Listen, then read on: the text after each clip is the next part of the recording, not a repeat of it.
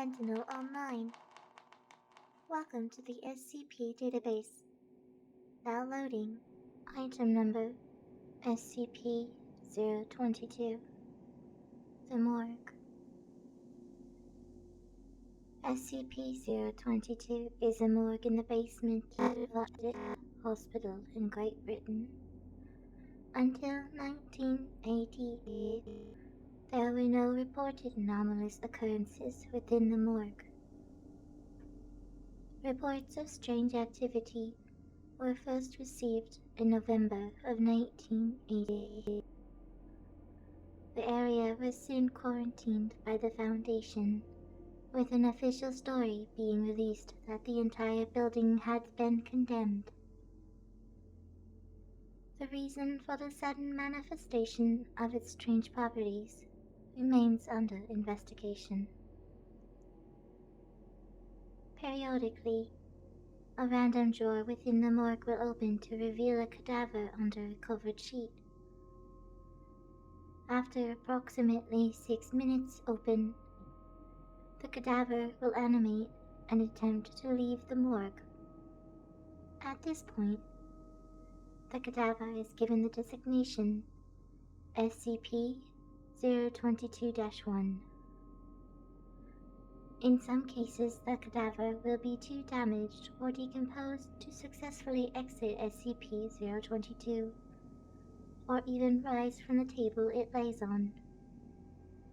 In this case, SCP-022-1 will typically struggle and twitch on the table until exploration occurs. Should an instance of SCP-022-1 expire while remaining on the table slides back into the drawer, which then shuts. Reports indicate that the scent of burnt tissue is evident immediately following such an event. The energy source that sustains instances of SCP-022-1 is currently unknown. Instances do not breathe, eat, or sleep, and the bodies produce no heat. Analysis of SCP-022-1 following expiration has discovered no abnormal organs or chemicals present. They appear to be fully human cadavers. Instances also possess physical strength that exceeds that of normal humans. Their direct testing has proven problematic. Researchers estimate the strength increased to be approximately 500 newtons, or 112 pounds, of lifting force greater than what one would expect of a human body sharing a similar condition. Analysis is underway to determine if this effect is connected to the unknown power source, or if it is an entirely separate phenomenon. When body parts are severed from SCP-022-1, the portion with the greatest mass retains its effects. All other pieces become inert. Destruction of the head or brain does not neutralize SCP-022-1. Instead, the lower torso and limbs remain animate. Complete tissue destruction appears to be the only method of successfully terminating instances of SCP-022-1. Left alone, instances of SCP-022-1 will simply expire. All motion ceases, and they appear to become normal cadavers again. The amount of time this takes depends on how damaged the body is, and the rate of decomposition, and can take anywhere between 2 days and 3 weeks. Investigation has revealed that the bodies acting as SCP-022-1 match the description of cadavers reported to have been stolen from morgues across the country. The mechanism for this transfer is currently being researched. Adding any new matter to SCP-022 has thus far proved impossible. Any object that enters SCP-022 disappears shortly after passing through the door, leaving no trace. This includes inanimate objects and biological specimens. See Addendum 022-001 and 022-002. So long as an instance of SCP-022-1 possesses a functioning mouth, tongue, and trachea, it is able to communicate fully with researchers. See Interview Log 022-751 for details. Now loading associated reports. Following the last interview with SCP-022-1-5, I will now be conducting an interview on the date March 1980 with the subject SCP-022-1-5. The interviewer is myself, Dr.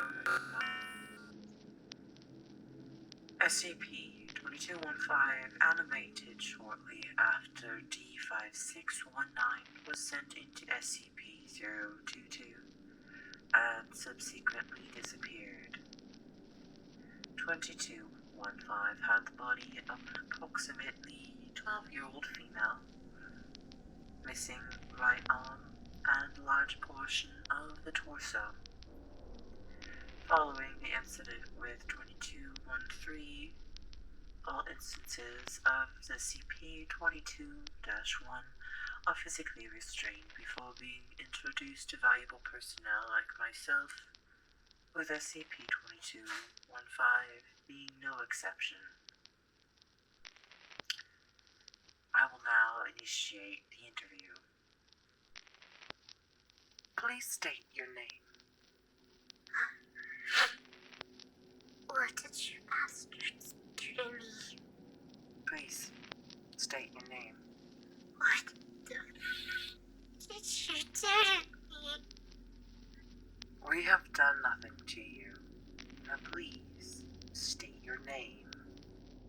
You know who I am. Refresh my memory then, please.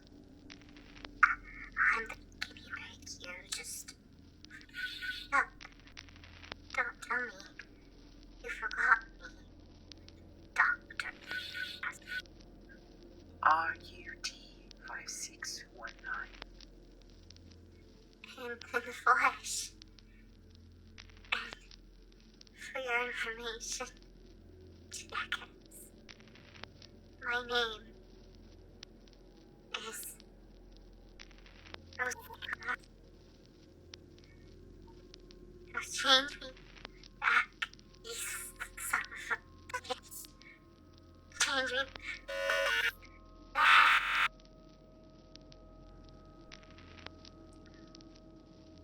At this point, I asked SCP-022-1-5 several questions to verify its identity, though its identity was later confirmed to be that of D5619.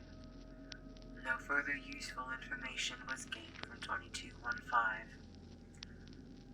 It was kept in a holding cell until it expired 2 days later, and after 3 weeks, the body of D5619, animated as SCP-22-17.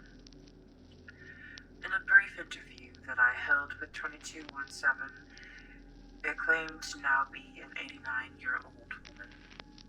This concludes the information I have available on 22-15. More studies should be assessed on D5619's corpse. This concludes the information available on the Sentry. Sentinel shutting down